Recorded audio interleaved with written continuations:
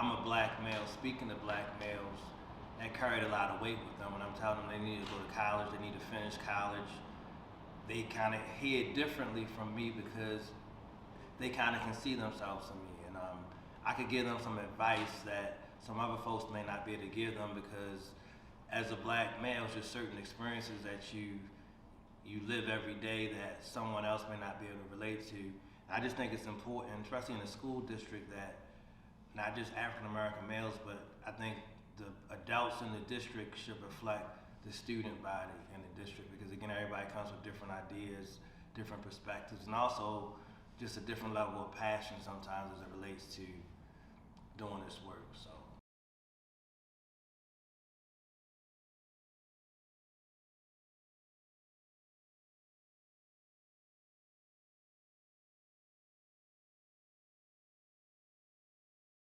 The worry I have is that one thing that has not changed, and this is my personal opinion, a lot of folks, when they still see a black student, they still may in their mind believe that this student cannot be as successful as their counterpart who may be another race. You could be a great person, you may love children, but you may have a bias, maybe even an unconscious bias, that certain groups of students cannot learn at the same level as other students. So that's one thing that I still feel is a major challenge or area for growth across not just Kalamazoo, but across the country, where we need to have the same expectations, high expectations for all students. I always talk about how we have four schools in our district that are F schools, and these schools have been F schools for years.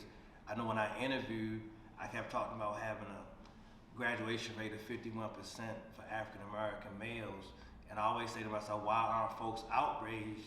And the reason some folks are not outraged about things like that is because they may have an unconscious low expectation and just think this is the norm, this is acceptable. So I just want to get to a point where everybody sees every student and believes that every student can achieve at the highest levels, because I will say that is something that we are not at that point now, where every adult believes that every child can achieve at the highest levels. Even if they say it out of their mouth, sometimes their actions dictate something different. So to me, that's still the big challenge. Also, it's just making sure we have high expectations for all students and don't kind of label students based on their race, because that still happens in education. That's a big issue in education.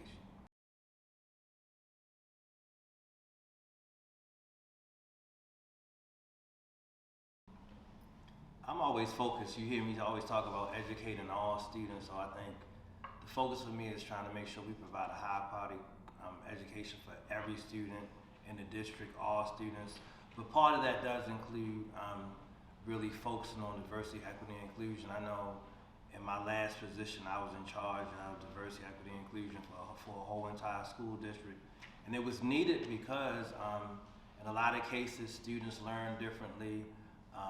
Sometimes situations in classrooms are impacted on people's biases towards certain groups of people. So a lot of the diversity, equity, and inclusion training in my history has been just making sure those biases that all adults may have do not negatively impact students as it relates to them receiving a high quality education. So to me, diversity, equity, and inclusion is something that should be focused in every district. I will say my experience in Kalamazoo has been a little bit different, because folks here seem to be more open to discussions around diversity, equity, and inclusion. It seems to be a more progressive city. I know we just approved some courses, African American history courses, and there was really no pushback, where those same courses in other school districts are causing folks like superintendents to lose their jobs. So I will say Kalamazoo is a little bit different to me in the sense that folks tend to be more accepting of a focus on diversity, equity, and inclusion.